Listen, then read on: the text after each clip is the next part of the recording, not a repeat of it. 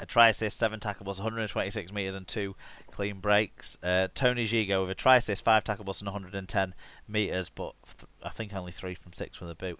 George Griffin with a try and 41 tackles, and Greg Johnson with 118 metres were the two most prominent players on the stats for Salford. Okay, middle game. One of the most tense and exciting finishes, well, the most tense and exciting finish of the Magic weekend, and it ended up Huddersfield 25, Wakefield 22. It was 19-6 to the Huddersfield Giants at half time there, so somewhat of a second half comeback from Trinity. And James Child was the referee in this one. And do you want to take us through the first of the views from the fans? Yeah, so Carsten obviously did manage to sit down and watch these. So Carsten says, the Trinity missed the first 25 minutes of the game, but found a way back into the game and made it very exciting for a neutral fan. A perfect match for the Magic weekend. Paulie just has too many errors in his game, and Fafita is definitely the bad twin. Paulie was definitely rocks and diamonds in this game. Fafita, he wasn't terrible. Wakey White said, poor start from Wakey. Gifted the Giants an 18-0 lead that would never be overturned. Fair play to Hoods. They defended really well, but Brough was the biggest difference. I'm starting to think Finn has had his day. Wakey had a dig, but disgusting dark arts by the Giants kept him at bay. Okay. So Matt W says, being a Giants fan is bad for your health. That's why there's not many of us. A strong first half and a nerve-wracking collapse in the second that we were lucky to get through. Leeming should have been more careful for his card, but you can't give a team warning for 2 bloody penalties and then ignore Wakey's 4 in a row for the late/high shots. Anyway, a scrappy win, a vital 2 points, and Murphy is a beast. On to next week. Yeah, okay. Alan Witt said, really positive start by the Giants, was quite easy and enjoyable to watch. Then came the silly penalties, which let Wakey back in. However, the Giants stuck it out and gained a much-needed 2 points, which will do the confidence a world of good. Get a few more back from injury, and it'll be an interesting run towards the 8s. Okay, and Sarah says, I didn't expect Huddersfield to come out fighting as hard as they did. Once Wakefield got off the bus after 15 minutes, it was a great game. Which could have gone either way. A team warning, a yellow card, and a drop goal saw Joshua nearly go into meltdown. Oh dear. And it could have been. It was so close to a draw as well. Tyler Randall fan, hey, that's a clever one. Said Wakey's up and down season continues, and a late fight back was just not enough. Trin's status as the biggest club in Wakefield Borough could be under threat if their little brother over at the Menderhose keep their lucky run going. Roll on the visit to the Chemics and up the Trin. Nice. So Paul says, good win for Huddersfield and a much needed win. Huddersfield seem to have turned the corner. Wakefield just not good enough today. And then Dr. Hideous, we finish with Dave Cantrelli, says, Giants' defence was immense, keeping Wakey out for several long periods of pressure inside their 20. Brough did a good job of marshalling the team and not mouthing off at the ref or turning up drunk. In the second half, there was 20 minutes of good rugby and then 20 minutes of cynical, mucky nonsense from the Giants, who deserved to lose. Interesting. So what are your thoughts about this one then? Well, on that sim binning, I think the team warning was more as a result of where the penalties were and the penalties prevented. Because of the first one of them was borderline professional foul, I thought, because a quick play of the ball there, and I think Wakefield would have had a real good shout at a try. It's because of the cynical professional foul nature of them rather than the number. I think so. Yeah, I would say so. We said this last week on the show when I was with Tim, and Cruz Lehman got sin bin last week in the game between these two sides in the Cup for being the person on the back end of the persistent infringements. What has this kid got to do? Like, he needs to sit in front of someone making the team warning sign repeatedly until he gets it into his head that you don't then, the next tackle, lie on. It was obviously a complete penalty, total stupidity from him, utter nonsense. But I'm just my mind, because he's a quality, talented player, and he's not a stupid player. He's a smart player. He's a heads-up player. But that was just nonsense.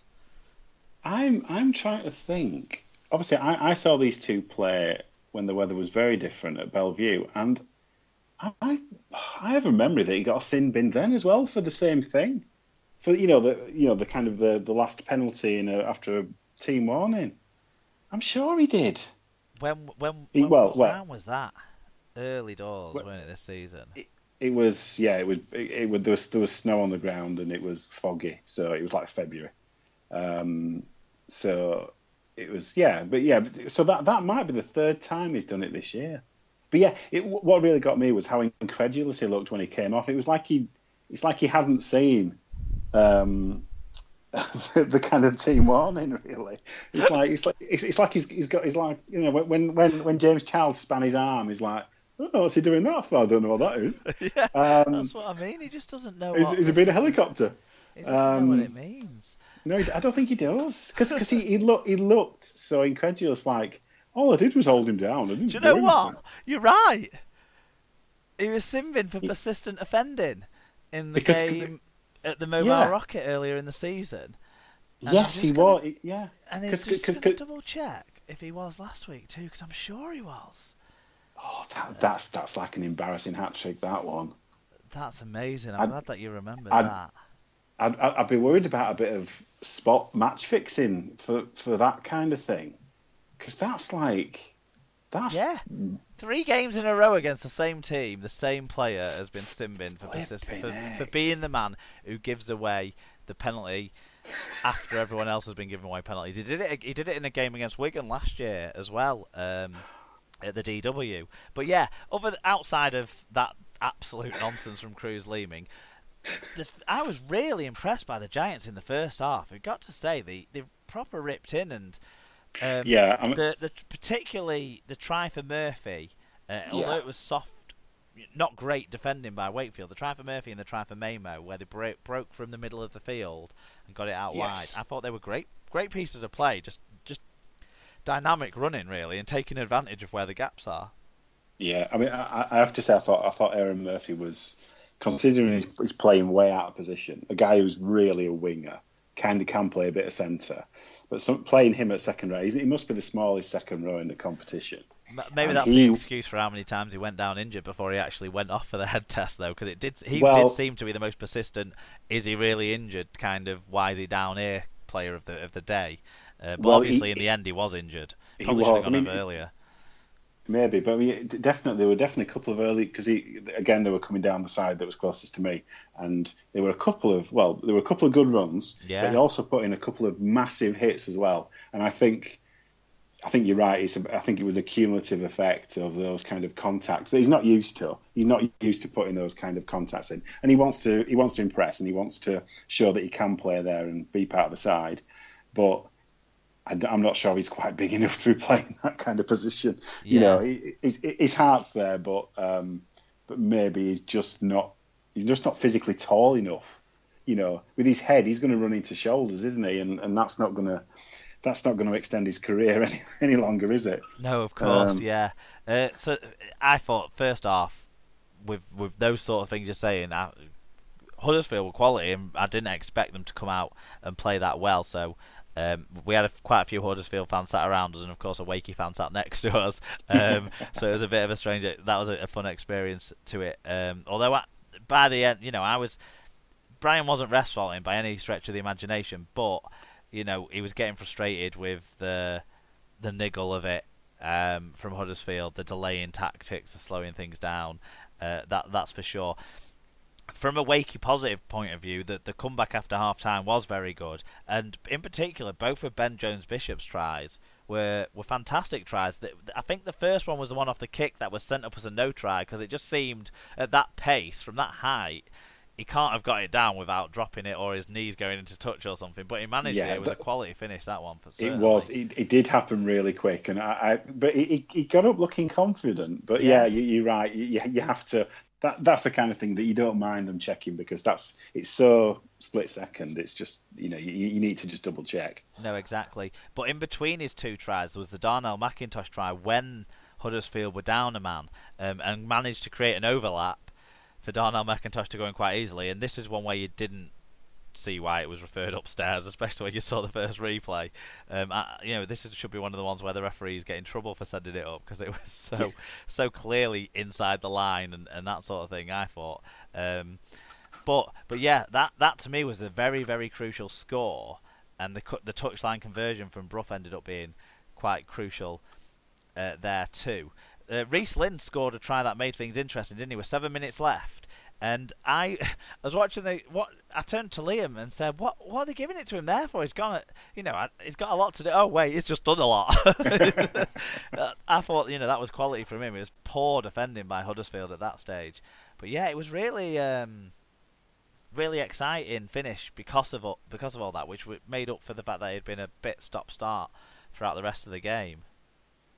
Yeah, I mean, at the end of the first half, you didn't see it going any other way, did you? But yeah, full credit to Trin, they came back into it. But yeah, but you could just see Huddersfield getting a bit nervous, and they started to hang on to tackles that they shouldn't have, and giving away sloppy penalties, and sloppy penalties and deliberate penalties.